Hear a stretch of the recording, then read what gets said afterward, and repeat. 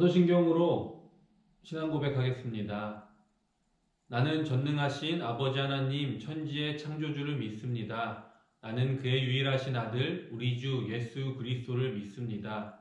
그는 성령으로 잉태되어 동정녀 마리아에게서 나시고 본디오 빌라도에게 고난을 받아 십자가에 못 박혀 죽으시고 장사된 지 사흘 만에 죽은 자 가운데서 다시 살아나셨으며 하늘에 오르시어 전능하신 아버지 하나님 우편에 앉아 계시다가 거기로부터 살아있는 자와 죽은 자를 심판하러 오십니다.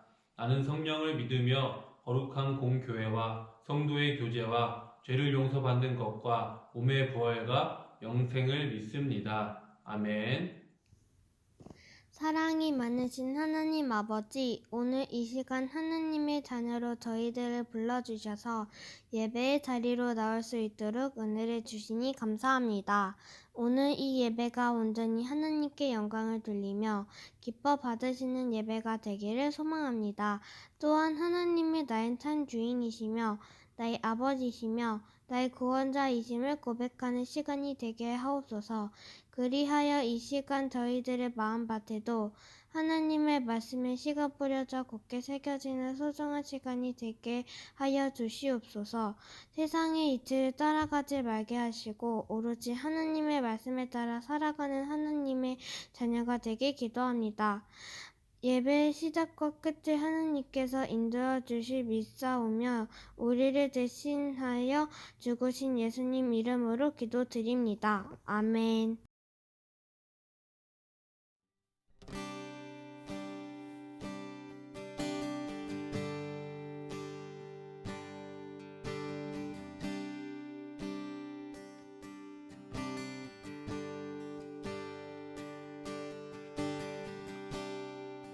모든 상황 속에서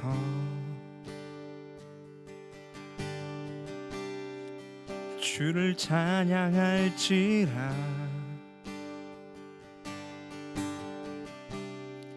주는 너의 큰 상급,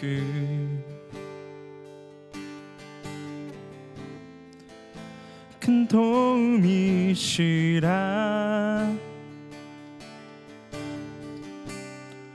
주의 얼굴 구할 때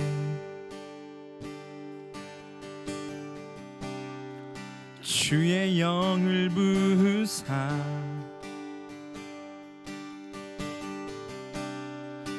크신 사랑 안에서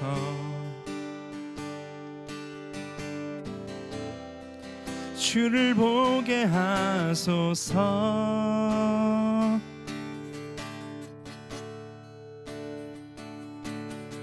내 영혼이 확정되고 확정되어 싸우니 믿음에 눈들어 주를 바라봅니다.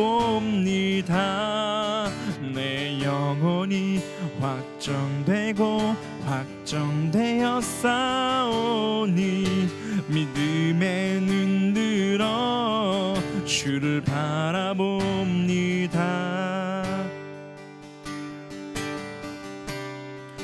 모든 상황 속에서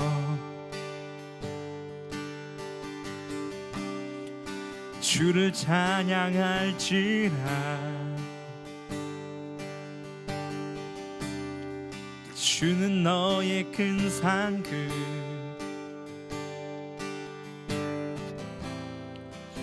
큰 도움이시라.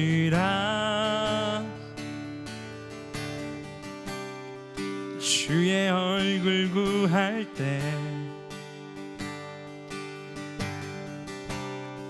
주의 영을 부으사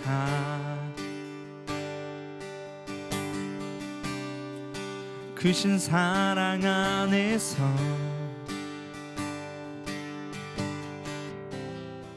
주를 보게 하소서.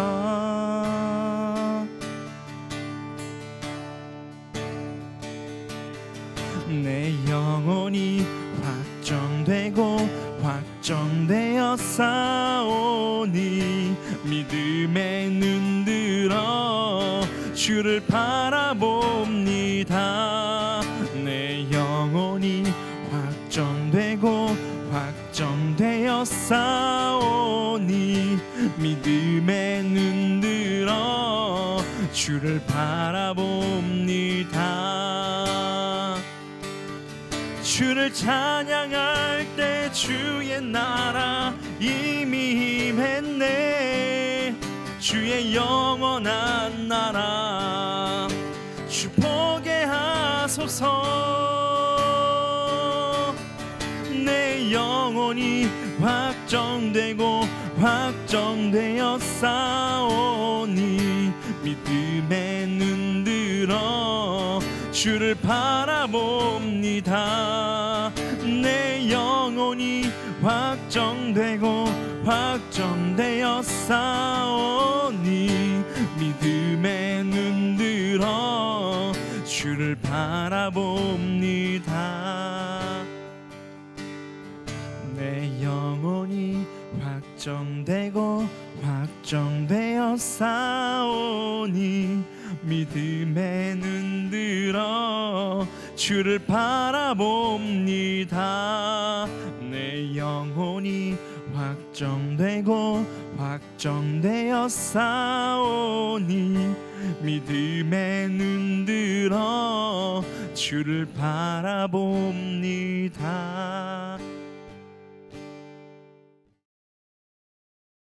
오늘 말씀은 요한복음 4장 19절에서 24절 말씀입니다. 성경책을 펴셨으면 제가 말씀 봉독하도록 하겠습니다. 하나님의 말씀을 경청하시기 바랍니다. 여자가 이르되 주여 내가 보니 선지자로소이다. 우리 조상들은 이 산에서 예배하였는데 당신들의 말은 예배할 곳이 예루살렘에 있다 하더이다. 예수께서 이르시되 여자여 내 말을 믿으라. 이 산에서도 말고 예루살렘에서도 말고 너희가 아버지께 예배할 때가 이르리라. 너희는 알지 못하는 것을 예배하고 우리는 아는 것을 예배하노니 이는 구원이 유대인에게서 남이라. 아버지께 참되게 예배하는 자들은 영과 진리로 예배할 때가 오나니 곧 이때라. 아버지께서는 자기에게 이렇게 예배하는 자들을 찾으시느니라. 하나님은 영이시니 예배하는 자가 영과 진리로 예배할지니라. 이것이 살아계신 하나님의 말씀입니다. 아멘. 기도하겠습니다. 하나님 아버지 감사합니다. 오늘도 저희를 한 주 동안 세상 속에서 살아내다가 이렇게 주님을 만나기 위해 예배의 자리로 우리를 불러주시니 감사드립니다.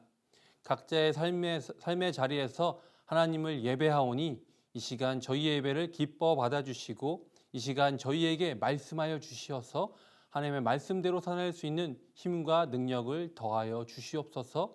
주실 말씀 기대합니다. 예수님의 이름으로 기도합니다. 아멘. 중하 친구들 한 주간도 잘 지냈나요? 우리 친구들 한 주간 보내면서 한 주 동안 가장 기다려지는 날은 언제인가요?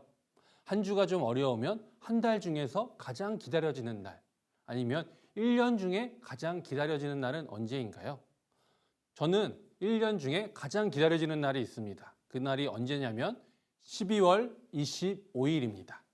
12월 25일이 무슨 날인지 우리 친구들 다 알고 있죠? 이날은 아기 예수님께서 우리를 위하여 이 땅에 오신 날입니다.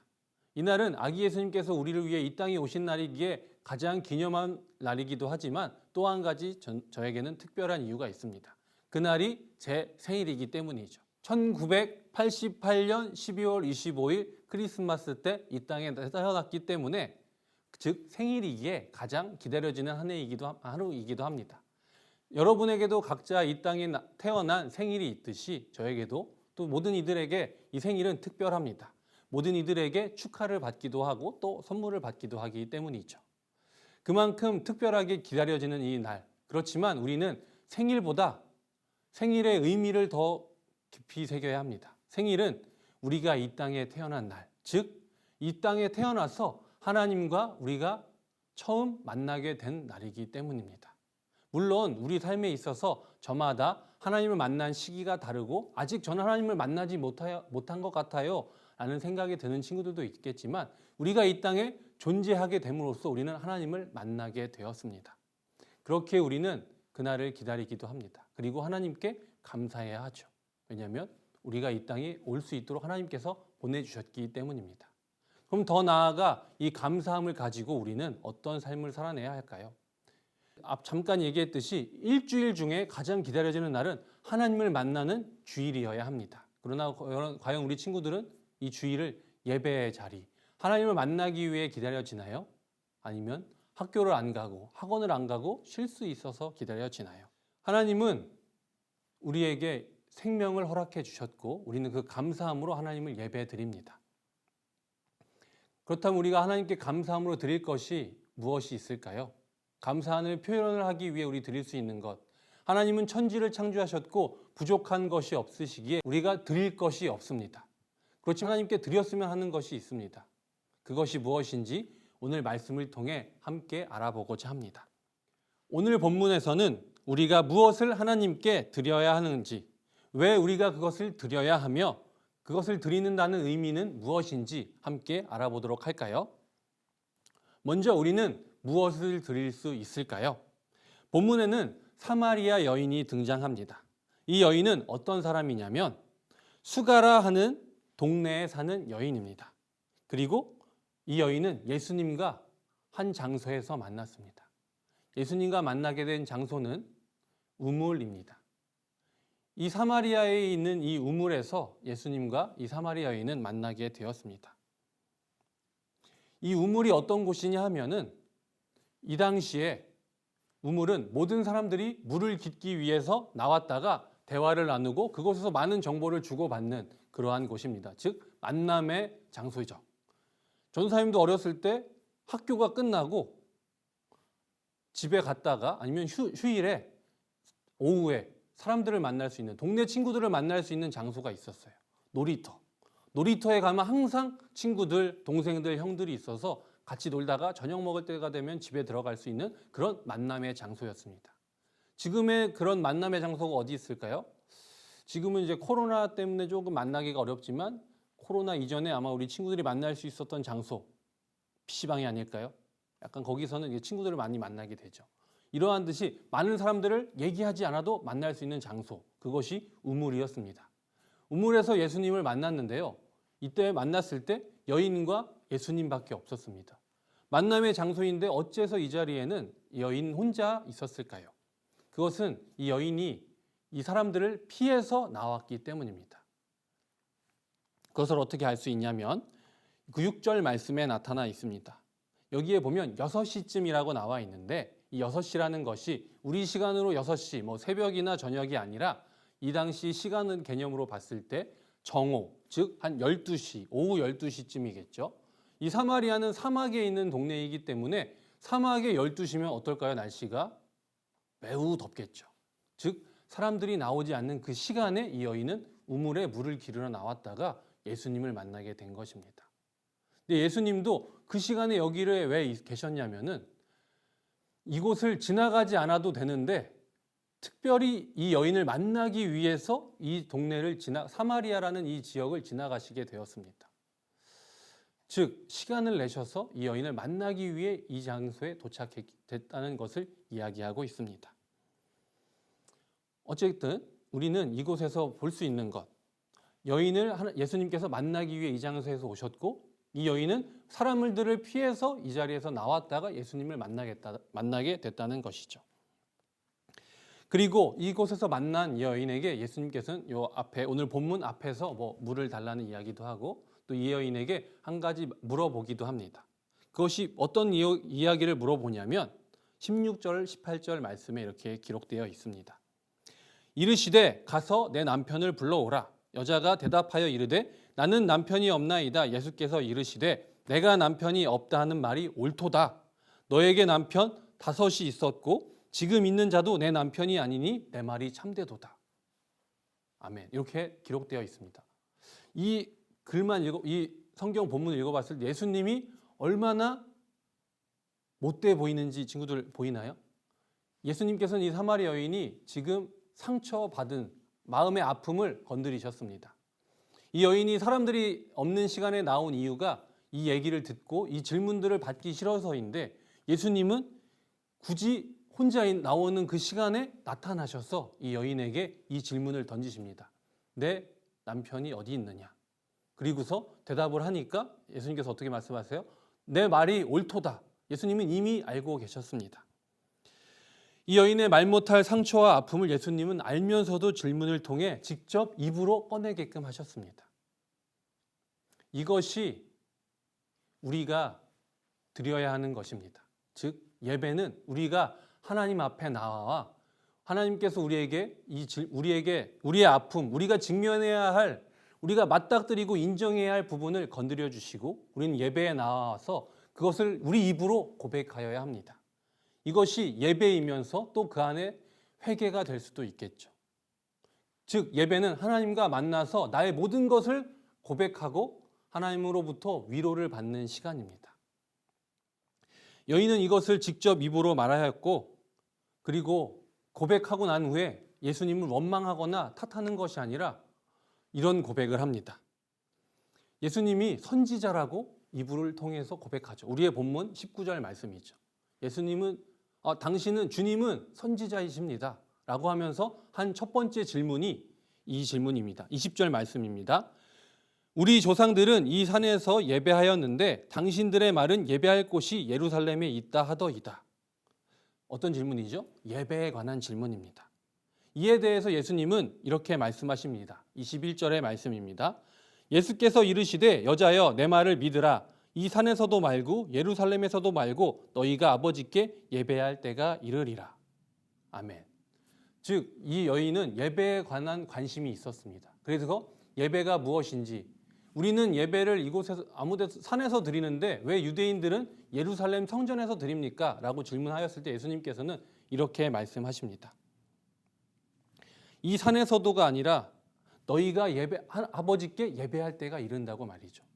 즉 장소가 중요한 것이 아니라 우리가 마음으로 얘기해야 된다는 것이죠. 예배를 드릴 때 마음으로, 즉 나의 모든 것을 하나님 앞에 내려놓고 예배를 드려야 한다는 것입니다. 이것이 어떤 의미가 있는지 이제 또 보려고 합니다. 우리는 이 예배를 왜 드려야 할까요?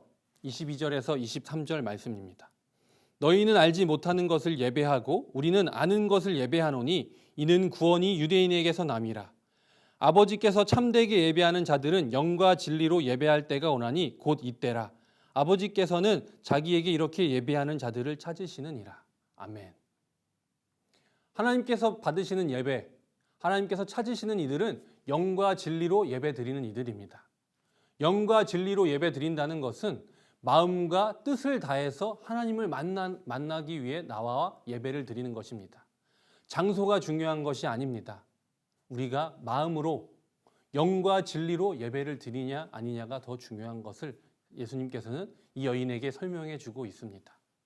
즉, 이 여인을 찾아온 이유, 여인을 만나신 이유는 예수님께서 이 제자들뿐만 아니라 이 여인에게뿐만 아니라 지금 이 말씀을 보고 있는 우리들에게도 말씀하시기 위해서입니다. 예배가 무엇인지 말이죠. 예배는 우리가 시간을 들여서 하나님 앞에 마음을 다해 드리는 시간입니다. 이 시간이 1시간이라는 시간입니다. 예배는 1시간이죠. 그런데 이것이 어떤 이들에게는 길게 느껴지고 어떤 이들에게는 너무 짧고 아쉽게 느껴지기도 합니다. 이 차이는 어디서 올까요? 우리의 마음가짐에서 다가오게 됩니다. 내가 하나님을 만나기 위해 가장 기다려지는 시간이 이 주일 예배의 시간이었다면 이 1시간이라는 시간은 너무나 짧고 아쉬운 시간입니다. 하나님과 1시간밖에 만나지 못했다는 생각이 들겠죠. 그렇지만 내가 어려서부터 그냥 예배 시간에 나왔고 하나님께 대한 이런 감사의 마음, 하나님을 만나고자 하는 갈급한 마음이 없이 나왔다가 그저 자리에 앉아 있다가 가는 이들에게 1시간은 너무나 지루하고 불필요한 시간이 될 것입니다. 즉 영과 진리로 예배드리지 않는 이들에게 이 시간은 쓸모없는 시간이겠죠. 그렇지만 우리 친구들은 이 자리에 시간을 들여서 하나님께 예배하기 위하여서 지금 이 자리에 앉아 있습니다. 그리고 이 예배 영상을 통해서 예배를 드리고 있죠. 이 예배 영상 시간은 더 짧죠. 그죠? 그럼에도 불구하고 우리가 이것을 집중해서 하나님께 예배 드리는 때 하나님은 우리의 마음을 아시고 이 말씀을 통해서 우리에게 위로하여 주십니다. 우리의 마음, 우리 한 사람 한 사람에게 있는 각자의 상처와 마음을 만져주시고 우리가 그것을 입으로 고백하게 하시고 그것을 드러내게 하셔서 그것을 우리 보듬어 주시고 위로하여 주신다는 사실을 여러분 기억하시기 바랍니다. 그렇다면 예배의 진정한 의미, 그것은 무엇일까요? 24절의 말씀입니다. 하나님은 영이시니 예배하는 자가 영과 진리로 예배할지니라. 영과 진리로 예배를 드린다는 것이 어떤 것인지 앞서 얘기했죠. 온 마음을 다해서 하나님 앞에 나와 내 마음을 드리는 것이라고 말했습니다. 즉 내 마음에 있는 아픔과 고통과 슬픔을 하나님 앞에 내 입으로 직면하여 내려놓고 하나님께서 우리를 위로해 주신 이후에 우리가 진정으로 영과 진리로 예배 드렸고 하나님께서 우리의 마음을 알아주시고 만져주셨다면 그 이후에 나타나는 하나님의 은혜를 우리는 경험하게 됩니다. 생각지도 못한 은혜죠. 우리는 하나님께 우리의 감사하는 마음으로 나아왔는데 그 위로를 통해 오히려 하나님께 우리가 위로를 받고 우리의 삶이 변화되는 놀라운 은혜를 경험하게 됩니다. 이것이 영과 진리로 예배드리는 이들에게 더해지는 하나님의 놀라운 은혜입니다. 어떻게 변화된 어떤 모습이 나타나냐면 진정한 의미, 이것은 우리가 예배드리고 난 이후에 나타나게 됩니다. 이것을 경험하게 된 이들은 예배의 시간이 기다려질 수밖에 없습니다. 어떤 것이냐면 우리가 일주일을 살아가다 보면은 내 입에서 나도 모르게 짜증나는 말들, 욕을 하게 되기도 하고 누구를 원망도 하게 되고 탓하기도 하고 부모님이 나에게 잔소리하는 것이 너무 싫어서 짜증내기도 하게 됩니다. 학원 가는 것이 너무 싫어서 거짓말하고 싶기도 하고 공부하는 것이 싫어서 아픈 척을 하기도 하고 전도사님도 그럴 때가 있었죠. 그렇지만 더 중요한 것은 예배를 통해 나의 이런 마음들을 하나님께 고백하고 하나님께서 이 마음을 받아주시고 나를 위로해 주신다면 나의 상황은 변하지 않더라도 나의 삶이 변화되게 됩니다. 그 하나씩 내가 평소에 짜증나고 귀찮았고 불평불만하던 것들이 하나님께서 내게 주신 은혜로 느껴지게 되고 나의 눈이 아니라 하나님의 마음으로 세상을 보게 되고 나를 불편하게 했던 것들이 오히려 그들을 긍휼한 마음으로 바라보게 되고 그들을 더욱더 사랑하는 마음으로 감싸주게 되고 나의 삶 하나하나가 변화되게 된다는 것입니다.